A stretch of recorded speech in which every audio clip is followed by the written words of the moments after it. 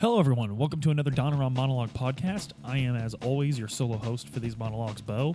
Before we get into our continuation of Tetsuya Nomura today with one of his most iconic pieces of work, Final Fantasy VII, I do want to thank our sponsor, Ashley Luann K. She can be followed on Instagram at the Minnesota Nurse. Check her out for some cool nursing-related content and even a few fun little events and stuff along the way. Guys, Final Fantasy VII is one of the most important games in video game history. It's important for how it revolutionized the JRPG.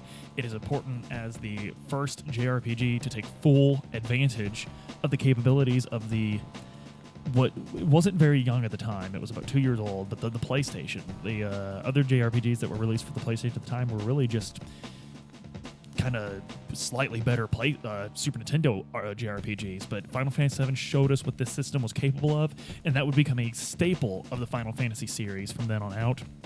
It is the first Final Fantasy of the Nomura era, which now has more games in it than the Yoshitaka Amano era. And speaking of that, I think the most important thing to talk about with Tetsuya Nomura and Final Fantasy VII is he actually replaced his hero, Yoshitaka Amano, for this game. That's incredible. That right there just floors me. Now, it is not a replaced as in they told Amano, you're fired, Tetsuya Nomura gets your place. Amano was extremely busy, and he was always a freelance artist. He was not a Squaresoft employee. He was contracted to design these characters and stuff, and he still did sketches and stuff, even of Nomura's character designs. But Tetsuya Nomura was the chief character designer for this game. And again, this is where we could sort of explore just how so people find it odd. Because on Final Fantasies where Tetsuya Nomura did the character design, he is built very highly up. In fact, if you buy the Final Fantasy X remake, the HD remaster, not the remake, but the HD remasters for current gen systems, I beg your pardon, one of the things you're going to notice on your splash screen where you pick which Final Fantasy X game or movie or whatever you want to enjoy, at the bottom it says character design Tetsuya Nomura, and everyone's like, why is he so important? It's because you don't understand the role he's actually playing in these games. Yes, his title is character designer, but he had so much more influence than that. Part of his influence at Squaresoft when he started as chief character designer for the Final Fantasy series is he had impressed Hidenobu Sakaguchi and Yoshinori Kitase so much that they were kind of his boy. Like, Tetsu was, as his friends call him, was very well known around the office as an idea man. He was an extreme, and he always earned his position. He legitimately impressed people above him that gave him more and more creative power over these games. It wasn't that they just took a chance on him or he charmed his way in. And so when he became chief character designer of Final Fantasy VII, he did a lot. So no one told him what to design, really. He designed them, and then the story guys took that and ran. And he named them too. So Cloud Strife, Tifa Lockhart, these are his characters. He sketched them out. He still used the super deformed style that had been used before, but he had his own Nomura style as well. That Nomura style would appear in the battle scenes in Final Fantasy VII and in the FMV cutscenes. So he really put his heart and soul into these characters. He made some excellent characters, and he even had an influence over the story. He didn't fully write the character backgrounds for Final Fantasy VII. That's not entirely true, but he did have influence on them, and he influenced what their personalities would be like. So when he designed these characters, he designed almost everything about them. He didn't fully write backgrounds until the next game. But so he also came up with the limit break system. That was his idea, to sort of revolutionize battle and make it a bit more different than Final Fantasy VI, because the very difficult position that everyone who worked on Final Fantasy VII had was outdoing Final Fantasy VI. And if you notice, there's a schism in Final Fantasy fans. Almost all of them say 7 was their favorite or 6 was their favorite. And the cutoff from Super Nintendo to the PlayStation era is the biggest cutoff in Final Fantasy series. We've never experienced another one like that since. So, Final Fantasy VII gets a lot of criticism, and it's because of Nomura's influence, because Nomura's influence was what helped it leave the traditional fantasy setting, which Final Fantasy VI already did. That was sort of a second Industrial Revolution style world. But Final Fantasy VII is almost cyberpunk. in its setting. It's very dystopian with Midgar, but there's also beautiful, humble towns like Calm and Nibelheim.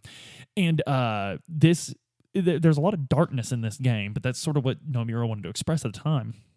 And again, I know that he was not chief of this creative endeavor, but he had a lot of influence over it.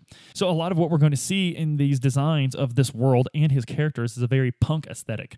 Nomura loves jackets. He loves zippers. He loves baggy pants. He loves big boots, things of that nature. Even Aerith, the free-spirited, pretty character, is wearing combat boots.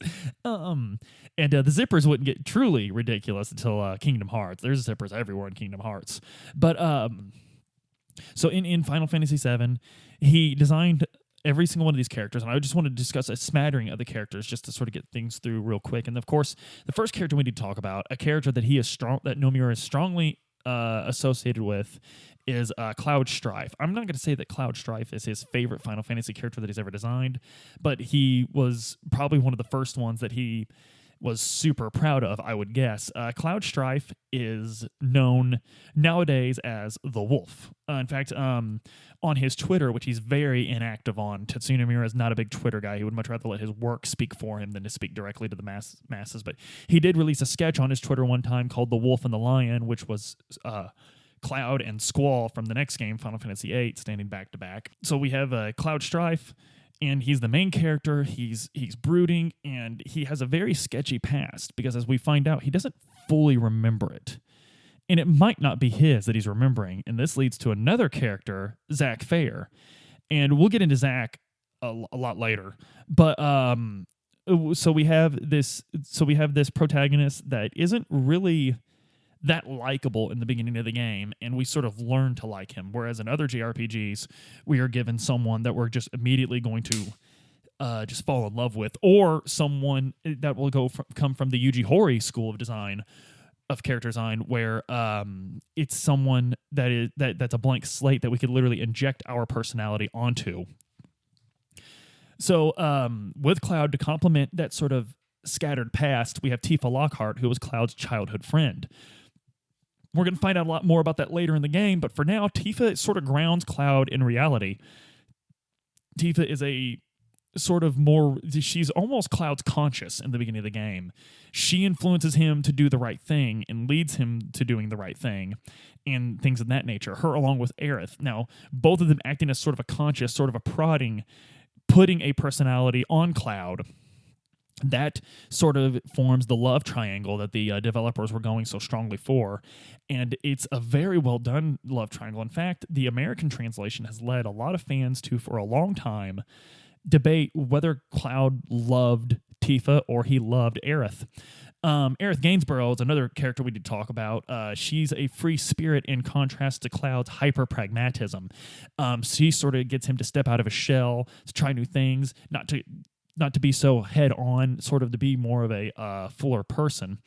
And it's something I want to bring up before we go any further. Yes, it does sound like these women were designed just to influence the main character, and in the original game, that's probably true. These female characters were made just to make a male character more complete, and that does suck.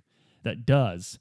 It was 1997, but I think by the time we get to the remake, Tetsuya Nomura was smart and savvy enough to see that is not 100% acceptable. We don't want that, and he made more complete characters. But for the meantime, working within the confines of the culture of 1997, I think he still, even though that was the point to these two characters, I want to believe, I can't say this, but I want to believe that had more to do with the fact that he's the main character of this video game and he is the player. And so they're sort of helping piece the story together through that way. But it is a criticism I can't fully dismiss, not in good conscience. But so we have this as a child, I would participate in these. Which one did Cloud really love? But I think as an adult, it's clear to see in the original game that he actually loved both of them, because we know by the time we're adults that life isn't always so simple, and I think Final Fantasy VII was more in tune with showing us that relationships aren't so simple at a time when this would have been unheard of in a JRPG to do that. Normally, That's the chick that was born under the mysterious sign that has a talking animal following her everywhere. That's the love interest of the game. But I think Final Fantasy VII, one of the goals of Final Fantasy VII was to make a much more mature Final Fantasy, and so that was one of the ways they conveyed that, was making a very messy love, not messy, but you know what I mean, a very complicated love triangle. And also, to complicate things even further, Aerith, a main character in this game, dies. She dies. And Tetsuya Nomura was very influential in making that creative decision. He was directly responsible for saying, he wasn't the one that wanted to explore the death of a main character originally, I don't think. I think that was the game's director. The overall director, but Tetsuya Nomura absolutely was directly influential in saying Aerith, and that is still one of the most iconic scenes in a video game ever. Period. And it certainly shocked the players because we were leveling her up. Everything said she was going to be around forever. We were buying her equipment, that sort of thing. We had a lot more game to go. This was the first disc. We had plenty of game to go. And then that happened, and it just sort of rocks your entire world. You're just absolutely flabbergasted. And I think that's one of the ways he really showed us a lot of his chops as a creator. And one last character I want to talk about that he designed for this game, Sephiroth, the most iconic Final Fantasy villain ever. I'm sorry. I know a lot of old schoolers want to say it's Kefka. I think Sephiroth is far more popular and recognizable. And Sephiroth is a great villain, in my opinion, because one thing I love about JRPGs, they don't bother a lot of times with a relatable villain. I think the relatable villain, I think the MCU approach of making the villain to where, is he the bad guy? I think that's lame, because in real life, villains aren't relatable. I don't relate to Adolf Hitler at all, and he was a very, very real villain. I don't relate to the leaders of the Confederacy at all. They were very real villains. These aren't relatable people. These are power-hungry, megalomaniacal people. And so with Sephiroth, they don't dance around the fact that he's a madman, much like Kefka before him. But Kefka actually had sort of an almost sad story in how he became a madman, and Sephiroth does too. It's not that we can't feel bad for these people, because there should be some sort of sympathy for these villains, because that makes it all the more better that they're so wicked and vile. But Sephiroth, it's his direct connection with Cloud that makes him so distinct. It's not really his goal. His goal, yeah, sure, but they didn't make it personal with us by making him relatable. They made it personal for us by making it relatable to the main character. He is a huge part of Cloud's life, a huge one. Everything about Cloud, we'll find out later, literally everything about Cloud is because of Sephiroth. And that connection, that influence that Sephiroth has over him, whether it's negative or positive, which it's overwhelmingly negative, but there's a little bit of positive there too. Sephiroth was Cloud's hero as a child. Maybe. We'll find more about that later in the game, and I know the game, I did tell you that Aerith died, but there's a lot of subtlety in this game that I would like you to experience for yourself if you haven't played it, so please go and do that. But, so Sephiroth, it's his direct relationship to Cloud that makes this character so memorable, and makes these vile acts, like the murder of Aerith, because he is such a part of Cloud's personal life, and Aerith was such a part of Cloud's personal life, and he killed Aerith for a lot of reasons, but one of the main reasons he did it, as he explains right after he did it, was to get to Cloud. He's a brilliant, brilliant villain. He's one of the best villains in video game history, much less JRPG history. And a true stroke of Tetsuya Nomura genius, absolutely. And visually, personality, story, he is 100% Tetsuya Nomura in more ways than almost any other character in this game. Guys, if you haven't played Final Fantasy VII, I strongly suggest you play it. It is a showcase of Tetsuya Nomura's genius, and it was the time that his superiors had given him the most power over a Final Fantasy game. Their flagship series, their first game to come out for the PlayStation, the game that they risked turning their backs on Nintendo for. They had a lot riding on the success of this game. And they did a little bit, and though Tetsuya Nomura had proven himself, they did take a gamble, putting him in such a high position in this game. And the fact that it paid off so well explains so much of his influence on these later games that we're going to talk about for the rest of this week and all through next week. So guys, If you want to talk a bit more about how amazing Tetsuya Nomura was with his work in Final Fantasy VII, I would love to talk to you more. Leave some comments on the YouTube. Click that Discord invite link. Join us on Discord. Hit me up in the PlayStation channel. We'll talk about Final Fantasy. Flood it. Make it so bad that we have to make a Final Fantasy channel. We'll talk to our guys and have that done. Guys, the Patreon's still live. We're pumping out exclusive content for that. You're going to love it. The links to our merch, the shirt, the book, all that can be yours. Just follow those links. And guys, lastly, before I go, please check out our friends on the Rally Network. None of us are stepping on each other's toes. We're all covering different subjects.